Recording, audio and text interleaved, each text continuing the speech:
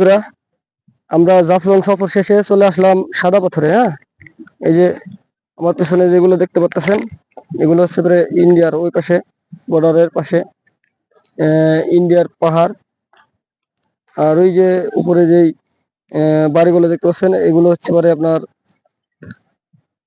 BSF এর camp. হ্যাঁ, এই যে সাদা পাথর,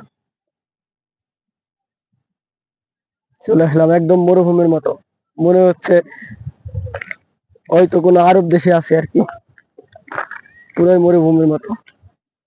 তবে অনেক এনজয় হচ্ছে, হ্যাঁ অনেক মজা হচ্ছে, এনজয় হচ্ছে। আসলে ভ্রমণ না করলে ভ্রমণের আনন্দ কি কেউ তা বোঝে না। হ্যাঁ, আসলে ভ্রমণ করার ভিতরে যে একটা জ্ঞান, আধ্যাত্মিক, এই আধ্যাত্মিক জ্ঞানটা অর্জন করতে হলে অবশ্যই ভ্রমণ করা উচিত। ধন্যবাদ সকলকে।